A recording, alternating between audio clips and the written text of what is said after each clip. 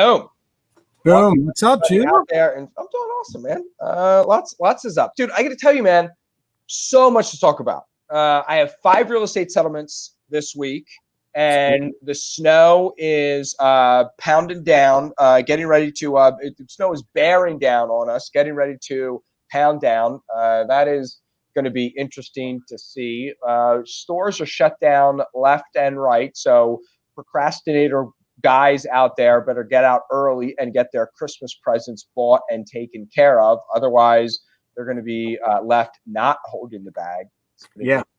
And I'm very excited because I basically am 99.5% done with Christmas shopping. The only Christmas shopping I still have to do is for the Secret Santa gift exchange at work.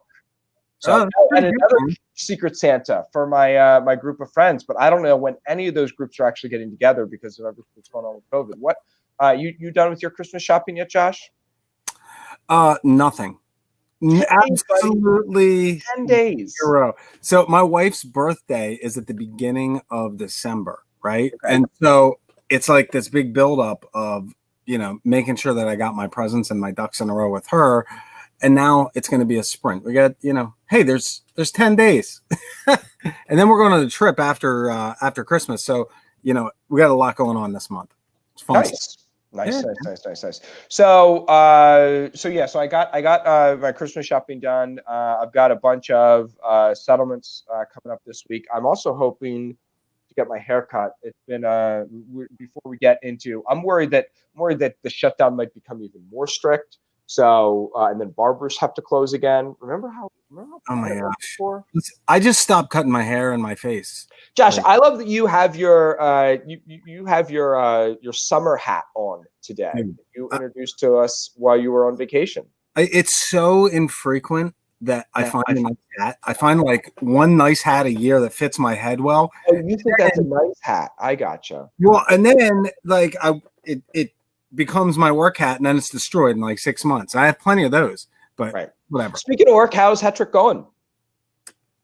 Dude, Hetrick's looking really good, man. It's looking really, really good. The back is framed in. We have some electrical and plumbing going in late this week.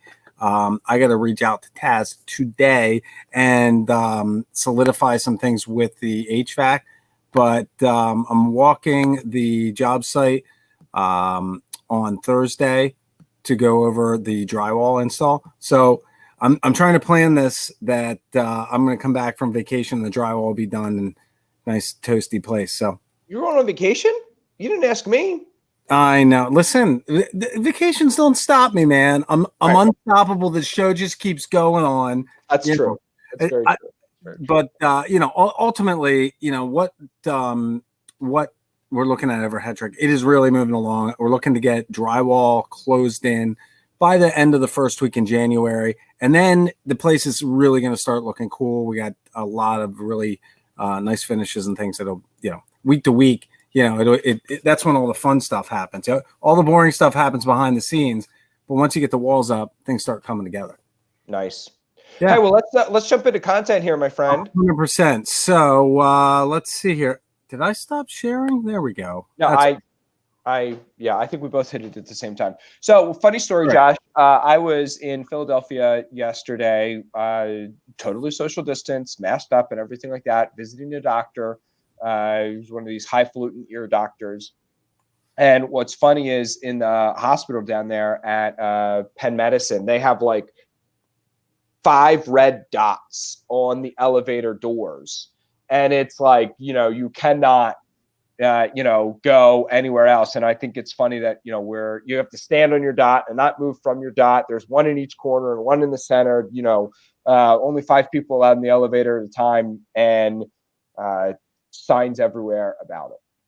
So we're talking elevator pitches today, and I had an elevator story. So and that was a weak tie-in, forgive me. No, it fits perfectly with our news story, right? So the good news is this week, we've got COVID vaccines being delivered to healthcare workers, both in Canada and the US. There's a lot of controversy here and a lot of people talking about, what's going down with COVID and the new restrictions and shutdowns. That aside, it's nice to see at least some light at the end of the tunnel. It's likely that anybody that feels comfortable or, let's say they're uncomfortable with the fear and exposure that can come with the COVID virus, looks like they have an alternative to be able to get this vaccine, make sure that they are properly protected, and, maybe some return to normalcy. That would be really good. Yeah, absolutely. I'm very excited. It looks like hopefully by the time January, February, March rolls around, we will have enough people vaccinated and we will be back to normal. It's going to be interesting to see, because we never really went back to normal after 9/11. There's still echoes of 9/11 in our society and in our culture, and it'll be interesting to see what echoes of COVID are residual. But we are definitely, I think we turned a major corner. And as people continue to get vaccinated, especially in the healthcare, because, God love them, they're on the front lines, but then also they can be a spreader to other people and things like that. And so I think that vaccinating those people is a very important decision as well. Yes. So my sister-in-law works in this field. Yep. And I got to tell you, what they had to do to get this vaccine made as quickly as they did and the way that they did. Oh, it's insane. Is actually revolutionary for vaccines, for biotech. There's many implications that could come from this. And this, exploration and war usually drives forward technology. I think that this disease and pandemic is really going to drive forward tuberculosis vaccines and other vaccines that we've been trying to get the rest of the world inoculated on a number of different things. I think we could really see some on the backside of this jumps forward. So, well, and one of the outcomes that we've seen that I think is probably going to stick around is that because of the little bit of change in society and the way things have really been presented here, a lot of large companies that have been anchored in Silicon Valley or anchored in New York City, very specifically New York and Silicon Valley, you have a lot of large companies that are leaving large headquarters in highly regulated, highly taxed areas and moving to, freer pastures. And what we've seen specifically, last week I saw this, I thought it was a typo, but Goldman Sachs is considering moving from New York City to Florida, moving their whole headquarters and their whole company out of New York City. That's outrageous. It's absolutely crazy. For the first time ever, don't judge me, for the first time ever, I watched the movie Rent this weekend. And I'd never seen the musical or seen the movie Rent before. And it is set in New York in 1989. So before Giuliani's, had really come to power and done all this stuff, before he'd become mayor and all his things had gone into effect. And so New York in 1989, vastly different than New York in 2019, 2018. Yeah. And I really think that we could see New York going back to what New York was before. 100%. Look, it's been on such a high trajectory for so long. You've got, when you have apartments selling for $100 million, right? That's insane. And routine sales in the $30-50 million range, that's really, really crazy. And I guess, it makes a lot of sense when that's kind of the heart of money, or the course focus, I guess. Financial district of the world. Yeah. And you think about it, people always talk about somebody that's chasing power, they're going to DC. Somebody that's chasing money is going to New York. And a lot of times somebody chasing fame going to California. That's right. Exactly. Or or microchips, that's it. But what we're seeing now is a lot of these places realize, because of all the shutdowns, because of the high cost of rent. If you're making $50 million a year and you have to pay an extra 6 or 8% in taxes, that's a significant amount of money. It's an insane amount of money, and so they're looking at the advantages versus the disadvantages. And now you throw into the mix that, hey, we've been working for the last 6 or 8 months remotely, from the beach, whatever. And it changes the whole dynamic of the conversation. Now we can work from anywhere. You know, we can really, especially when you're talking about financial institutions, unless you're playing the game of microsecond trading, you know, where you're reading buy and sell orders as they come in and making a trade more quickly, there's no need to be right next to Wall Street. Everything's online. Right. Yeah. And then Tesla and Oracle are both moving from California to Texas. Tesla's backtracked a little bit. We'll have to see what happens there. But did you see Elon? He announced like last week, he's like, as of today, I'm no longer a California citizen. Oh, he changed his citizenship to Texas. And he's like, he had to go through all these legal channels to get it done, but he jumped through all the hoops and he was like, as of today, I'm no longer a citizen of the U.S. Or gee whiz, citizen of. The people in San Francisco would like you to believe that those two things are synonymous. However, they are not. Yeah. So anyway, lots of good news. Lots of interesting shifts and changes coming. We wanted to talk to you guys today about elevator pitches for our content and why we think that they're important and why we think this is timely and relevant content, especially right now. So, and so, Josh, I want to share a story real quick here. What's that? I want to share a story because I think it's super relevant. So I had a friend in high school, and this guy was smart guy, a little bit of a smart ass, right? And a couple times throughout high school, he got hurt or he got injured or he's on crutches or whatever. After the first time, if you went up and asked him, hey, man, what happened? He had a little card in his pocket that he would pull out and hand to you. Because what he realized is when you get hurt or you know something changes, everybody's like, oh, hey, what's going on? And the first or second or third time you tell somebody, it's interesting. By the time you get to the fifth or sixth or seventh, it's like, listen, I don't even want to talk about it anymore. Right. And it's with that same underlying idea of like, let's just get to the point and then move on from here. Right. That elevator pitches are important and why you really should implement them in your business. Right. Because you should have your elevator pitch should be that card that you can pull out at any point, but it not sound cheesy, it not sound rehearsed, it not seem like a brush off. It needs to be an elevator pitch to you, but they need to have no clue that this is a memorized, rehearsed, and carefully crafted speech. That's right. The other thing that's important to remember about elevator pitches is sometimes you have to do something to drive people to your elevator pitch. So I used to have on the back of my car, We Buy Houses and my telephone number. And friends and family and church people would ask me about that too. And they'd say, Judah, what does that mean? You buy houses. How does that work?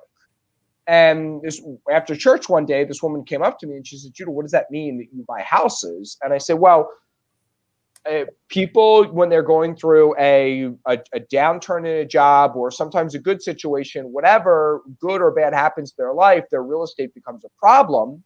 And I can help them solve their real estate problems. And that's really great for them. And not only do I get to help solve their real estate problems, but the people who connected me with them, sometimes they can get $250 to $500 bonus out of just making the connection. Yeah. Why do you ask, Dory? And she said, oh, well, you know, my best friend, blah, blah, blah, blah, blah, made a connection for me. I did a real estate deal and I gave her a $250 check. That's right. So that story is my elevator pitch. What do? I help people solve real estate problems. But it's the thing on the back of my car that led people to call me. It's the social media posts that you post every once in a while that your aunt's going to say to you, Josh, wait, now you're no longer down in Philadelphia. You're up here in Central PA now, and you're running the branch. Yeah, Nanny, what I do is, you know, I blah, blah, blah, blah, you know, you go into your pitch really quickly with people. So an elevator pitch is just a real short description or an idea of what it is that you do, how it is that you work with people and things like that. And it needs to be rehearsed. It needs to be memorized. And it needs to be said in such a way that it doesn't sound memorized or rehearsed. Right. And we're not talking about an essay here. I mean, there's a reason it's an elevator pitch. This is 2-3 minutes max. Right. Yeah, absolutely. It's just what you do. And what you do is when you have this, right, what you're going to say, you then can tie in the witty joke when you want to, right? Well, exactly. So if I have my pitch and I know that in my pitch is, and I give people, $250, so, they can buy extraordinarily expensive hats like that one you have on right there, Josh. There you go. Exactly. Like you can find a joke, you can find a relevant tie-in to what you were just talking with that person about, or what the situation is, or things like that. If you have the body of the speech memorized, the color commentary can be where your brain power is. Your brain power doesn't have to be on, how much do I tell Josh? How much don't I tell Josh? I've only done 2 or 3 deals. Do I tell myself that I'm full-time? I'm thinking about going full-time. Should I even tell them I'm thinking about going full-time or not? If all of that is thought about ahead of time, whether you are or aren't going to share what relevant information, you can be and off the cuff. But part of this too is 2 points. One, to bolster your own confidence. Because when you know what you're going to say when they ask you about that thing that they're going to ask you about, right? Then you don't have to think about it anymore. But more importantly, you don't want to screw up a great opportunity that might happen today, or it might happen down the line. So when Uncle Bill says to you, "Hey Josh, what have you been doing with yourself?" And I start telling them about how, we lend out private money to people that are buying real estate investments and flipping houses. He's like, "No kidding. I've been thinking about lending money on such and such." Well, okay, that's a conversation, or it's a door that can be opened down the road. Or he says, "You know what? I've been thinking about flipping houses. I got about $100,000 that I'd like to put in a project, but it doesn't seem like there's enough." "Oh, well, Uncle Bill, I can help you with that." Whatever it is, it's not as if I'm selling. In fact, I might even say, "Hey, look, I'm not the best option for you. Maybe this is a better option." But it opens the door to a conversation that you never know where it leads. And I can tell you, I have family members that are investors in projects just because of having normal conversations, just like that, nothing, no pressure, no nothing. But I didn't feel pressure going into the situation because I knew what I was going to say, even though I might not have had a ton of experience doing it. Right. And if you have your speech, your pitch memorized, you know what you're going to say, like that little story of walking out from church that one day, right? I tell that story as my elevator pitch. So we'll get into that in just a second. Yeah. But there's when you are looking to just get into conversations with people, you don't know where the conversation is going to go, short term, long term, or whatever, and you just are free to have the conversation. And go ahead, Josh. So at any point in your career, you're going to be looking for more of one thing than another. You're either looking to sell houses to people. You're either looking to buy houses from people.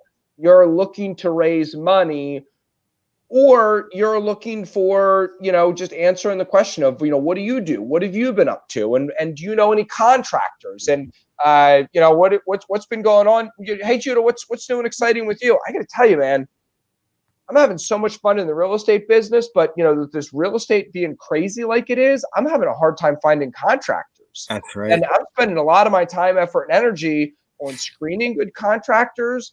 And also a lot of the good contractors are booked so far out, and making sure that I'm not giving bad money to, or good money to bad contractors. That's a lot of what I'm spending my time doing. Yeah. Well, anybody who you say that to is now going to think, oh, well, my sister from college, her and her husband just started a painting business. You should give them a call. Oh, so-and-so from my church, now that moms are staying home and babysitting kids, she just started a cleaning company. Maybe she would be somebody who you could or should talk to.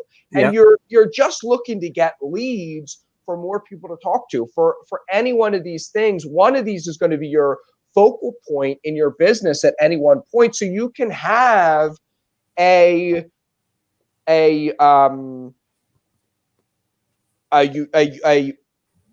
not a unique selling proposition, a elevator speech. Whew, that word just went right out of my head. You can have an elevator speech that you use in this month, but next month when you're talking to people, you use a different elevator speech. Yeah.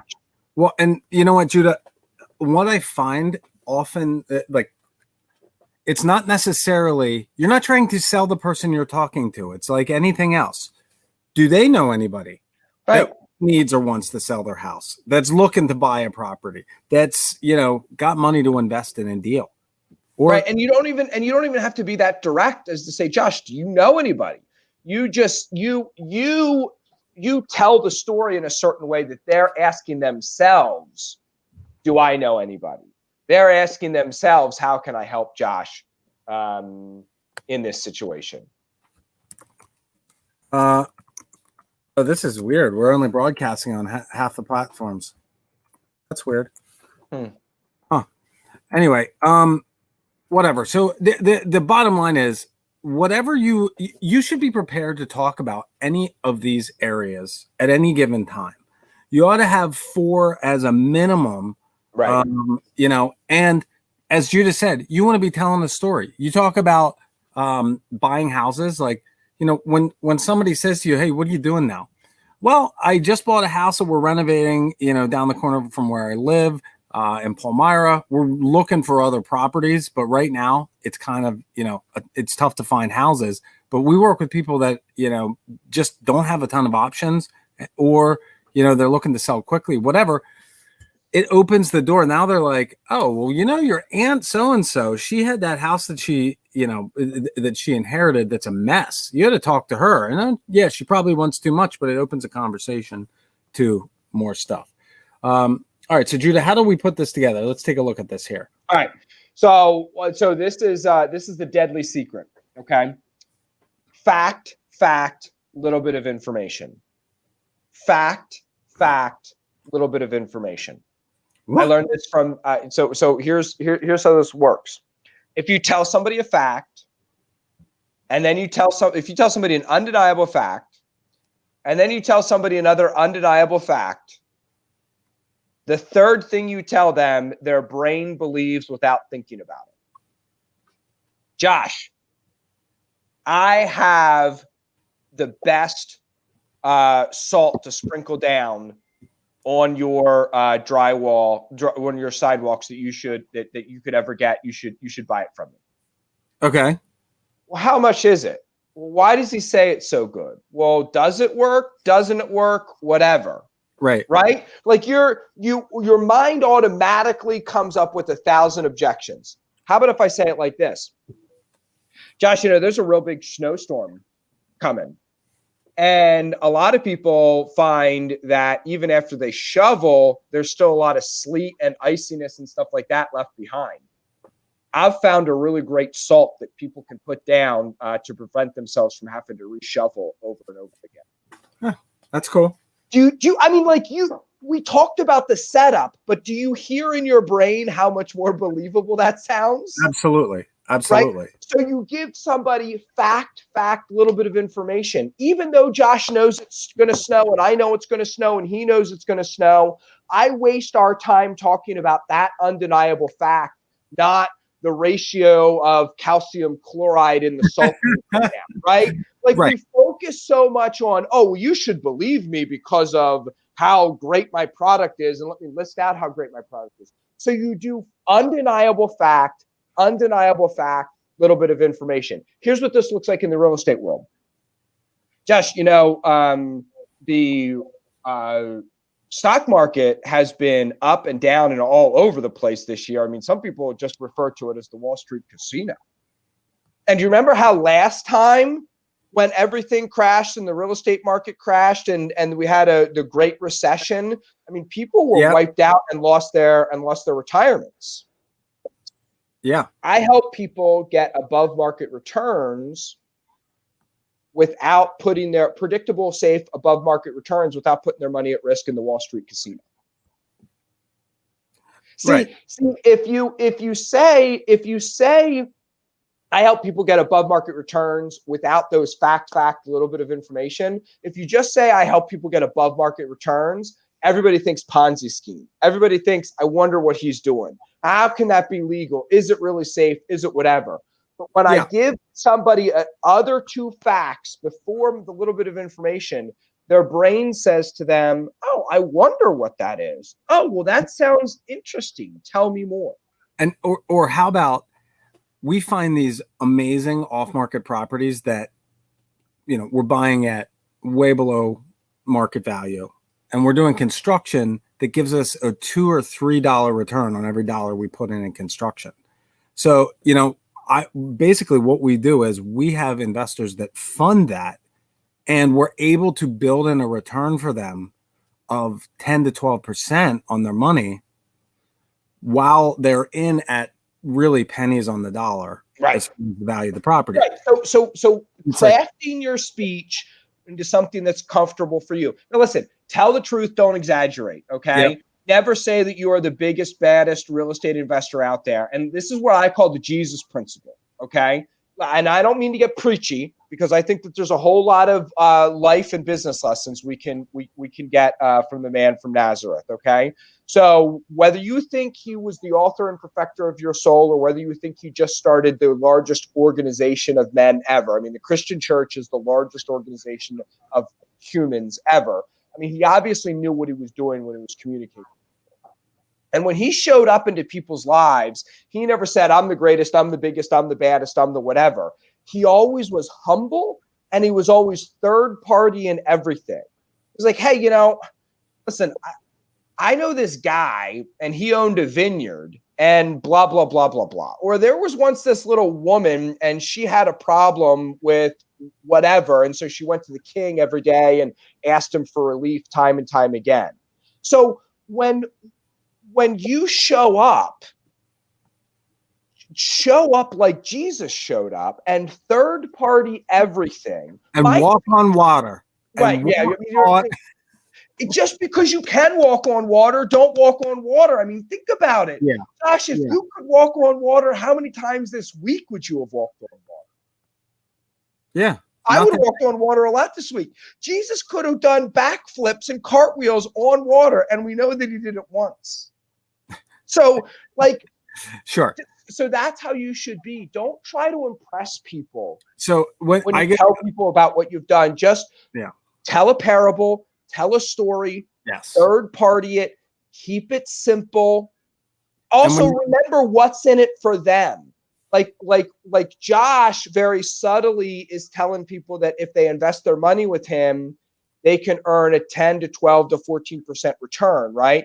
I'm very subtly telling people, if they tell me about other people out there selling houses, I'll pay them a $250 or $500 or $5,000 referral fee, right? So what's in it for whoever you're telling it to, and keep it simple. So fact, a little bit of information. Don't exaggerate. Don't lie.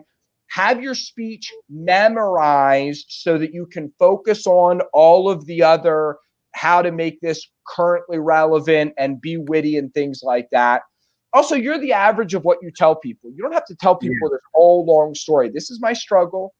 I struggle with it. Sometimes I tell people the backstory and the pre-backstory for context before I even get into what it is that we're talking about. Well, so when we talk about the averages, look, if you were the CEO of your last company and you sold it for $20 million, they don't need to know where you went to college or where you worked before that, unless you invented something that you sold to Apple for $5 million, when you're 18. Right. Like, just tell them the bright spot of what's going on. You don't have to tell them about how you spent $8,000 on marketing and only got 4 phone calls. And then all of a sudden you got introduced to the so-and-so down the street and finally got your deal under contract and you're halfway through the renovation. Just tell them you bought a house at a really big discount. You're in the midst of renovation. It's going really well. Right. That's it. Right. Right. So keep it to the point.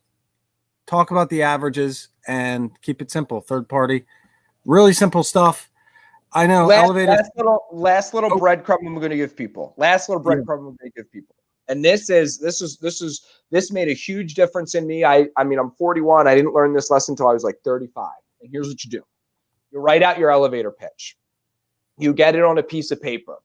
You read it as absolutely fast as you can with a pen in your hand. And every time you read it, you do a little check and then a little dash. You know how that like thing where you do like 4 dashes and then the 5th one is a cross. Once you have 4 of those, then you stop. And I mean, don't go back and reread misspoken words, or if you skip a word or whatever, just as fast as you can, like your life depends on it. Pretend like you're the Micro Machines guy. Do you remember those commercials? The Micro I love it. Micro Machines. Yeah, absolutely. So you read. So what you do is you put out your elevator speech and you look at it like this, and you just read it as quick as you can. And you do it over and over again, and then you begin at the beginning. You print out your elevator pitch and you read it over and over again, and then once you're over, you just start again at the beginning. And when you do that 20 times, you do that 20 times, you stop. You do something else, get a cup of coffee, eat a bowl of ice cream, watch some TV for 15, 20 minutes. And then you come back and you do it again another 20 times. That will be lodged in your brain after you do that. You might have to refresh, or you might have to like look at it every once in a while, but like it will be so ingrained into your brain by trying to as quickly as I don't understand the psychology behind it. I don't understand why your brain works behind it. I'm just telling you, if you ever want to memorize a paragraph, read it as quick as you can, 20 times in a row in 2 different settings, separated by about 15 to 20 minutes. Yeah, I love it. I love it, man. That's all I got for today, Josh. Awesome. Great breadcrumbs. Guys, thanks for joining us today. We really appreciate it. Another good one for the books. If you like the show, don't forget to like and share. Invite some friends, and we'll be back here Thursday with bells on. Thanks, guys. Have a great day. See ya.